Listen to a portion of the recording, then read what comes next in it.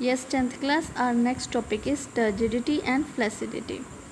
Now first में हम discuss करेंगे about turgidity. Plant cell root here in particular are permeable to water. Cell sap of this cell is more concentrated and water from surrounding soil enter the cell sap by endosmosis.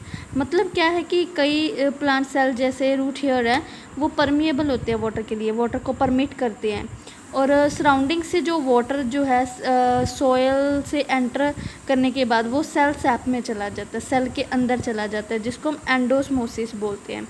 जिसकी वजह से जो cell का vacuole है, ये centre वाला ये जो वैक्यूल है ये पूरा फिल हो जाता है और पुश करता है सेल साइटोप्लाज्म को अगेंस्ट द सेल वॉल, मतलब उसके ऊपर एक प्रेशर डालता है।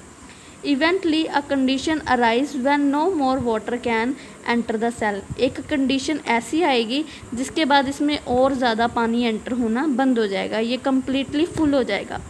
उस कंडीशन को हम बोलते हैं टर्जिडिटी। और इस टाइप के सेल को जो पूरी तरह से वाटर से फुल है उसको हम बोलेंगे टर्जिड। और जब ये सेल वॉल के ऊपर एक प्रेशर डालेगी उस प्रेशर को हम बोलते हैं टर्गर प्रेशर, जो वाटर की वजह से वॉल्स के ऊपर लग रहा है। At the same time an equal pressure is exerted by cell wall on cell content, this is called wall pressure. Same time पे जो सेल की वॉल्स हैं वो ऑपोजिट प्रेशर डालेंगी, अंदर की तरफ प्रेशर डालेंगी, जिसको हम बोलेंगे वॉल प्रेशर, जो कि टर्गर प्रेशर के ऑपोजिट होगा। Normally, turgor pressure and wall pressure counterbalance each other and a state of equilibrium is maintained. If the turgor pressure exceeds the wall pressure, it causes rupture of cell wall and the cell burst.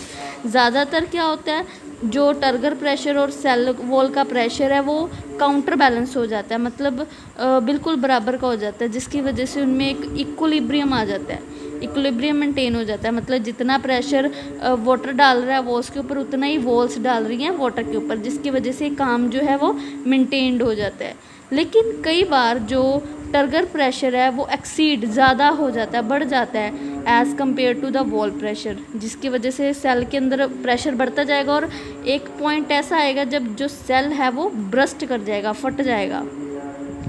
Next आता है significances of turgidity.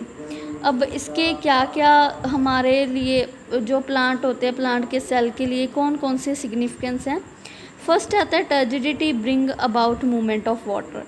जो plant में cell to cell movement होती है, root से लेके up तक जो वाटर जाता है, तो उसमें कहीं ना कहीं टर्जिडिटी जो है वो एक मेन जो इम्पोर्टेंट रोल है प्ले करती है। The movement of water from cell to cell depend upon the turgor pressure.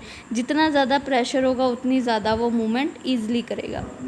Turgidity is essential for growth. अब जो सेल इंक्रीज़ होते हैं, साइज़ उनका इंक्रीज़ होता है account of distension of cell wall due to the turgidity, वो भी turgidity की वजह से उनका जो सेल है वो इंक्रीज़ होता है। सेकेंडली वो सेल की जो शेप है उसको मेंटेन रखता है, क्योंकि वाटर किसी भी बॉडी के अंदर जब जाता है तो उसके जो वॉल्स है उसको स्ट्रेच कर देता है बिल्कुल से, और ऑर्गेनेलिस को भी स्ट्रेच करता है, जिसकी वजह से उसकी जो प्रॉपर शेप है सेल की वो मेंटेन रहती है।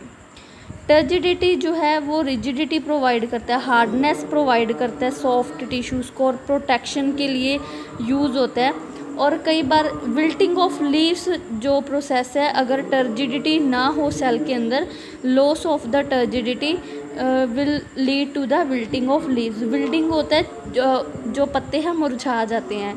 क्यों होता है? क्योंकि लीव्स के जो सेल है उसमें से वाटर बाहर निकल जाता है, लॉस हो जाता है। तो loss of water, lacking of water की वजह से जो उसके सेल हैं वो अपनी शेप में नहीं रहते और वो श्रिंक हो जाते हैं, तो जिसको हम बोलते हैं विल्टिंग ऑफ लीव्स।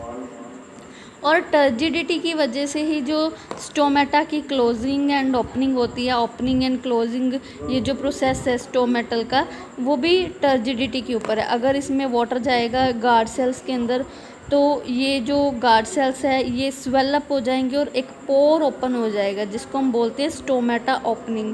अगर इसमें से वाटर बाहर आ जाएगा तो ये श्रिंक कर जाएगा और ये आपस में इसकी जो वॉल्स है वो अटैच हो जाएंगी, ये बंद हो जाएगा, जिसको हम बोलते हैं क्लोजिंग ऑफ स्टोमेटा।